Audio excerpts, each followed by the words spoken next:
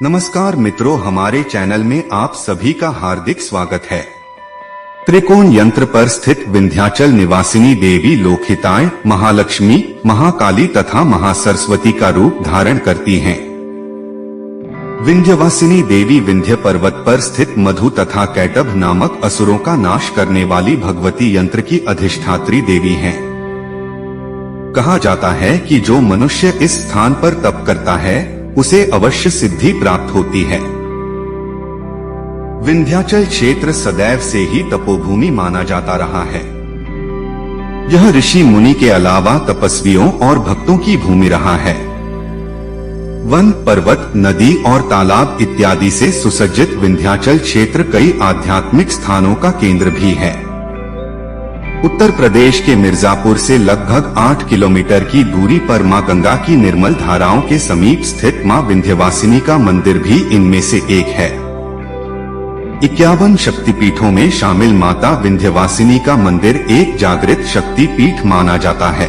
इस मंदिर से जुड़ी कई मान्यताएं हैं जो अपने आप में अनोखी हैं।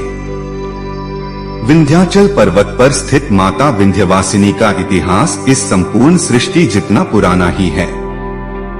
श्रीमद् भागवत पुराण में माता विंध्यवासिनी का वर्णन किया गया है। कहा जाता है कि जब ब्रह्मा ने सृष्टि की रचना की तब उन्होंने इसके संचालन और समृद्धि के लिए मनु और शतरूपा को बनाया। विवाह के बाद मनु ने अपने हाथों से मां भगवती की मूर्ति बनाई और उनकी कड़ी तपस्या की मनु की तपस्या से प्रसन्न होकर माता प्रकट हुई और मनु को खूब आशीर्वाद और वरदान दिए। इसके बाद माता विंध्याचल रहने चली गईं।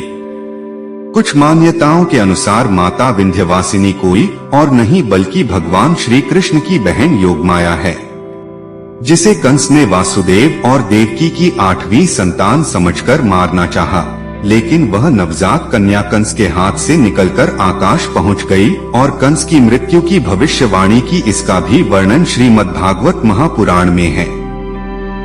उसके बाद उन्होंने यही विंध्याचल में रहना स्वीकार किया। मार्कंडेय पुराण, पद्म पुराण एवं श्रीमद् भागवत महापुराण में माता विंध्यवासिनी का वर्णन है और कहा गया है कि माता प्रलय के बाद भी इस सृष्टि में निवास करेंगी। त्रिकोण यंत्र पर स्थित माता विंध्यवासिनी संपूर्ण रूप में पूजी जाती हैं। यही कारण है कि माता का यह मंदिर जागृत पीठ या संपूर्ण पीठ माना जाता है। माता विंध्यवासिनी महालक्ष्मी, महाकाली और महासरस्वती के रूप में पूजी जाती हैं। जिस विंध्याचल क्षेत्र में माता विंध्यवासिनी हैं, वहां 3 किलोमीटर के दायरे में 2 और मंदिर हैं। एक मंदिर है काली खोह पहाड़ी स्थित महाकाली का और दूसरा मंदिर है एक अन्य पहाड़ी पर स्थित माता अष्टभुजी का। विंध्याचल क्षेत्र में इस त्रिकोण यात्रा का बड़ा महत्व है और बाकी 2 मंदिरों की यात्रा किए बिना माता विंध्यवासिनी के दर्शन अधूरे ही माने जाते हैं। यह स्थान तांत्रिकों और शाक्त संप्रदाय के साधकों के लिए अत्यंत महत्वपूर्ण स्थान है। वैसे तो मंदिर के कपाट रात्रि 12 बजे से सुबह 4 बजे तक बंद होते हैं, लेकिन नवरात्रि के दिनों में 4 बार माता का श्रृंगार करने के लिए पट बंद किए जाते हैं।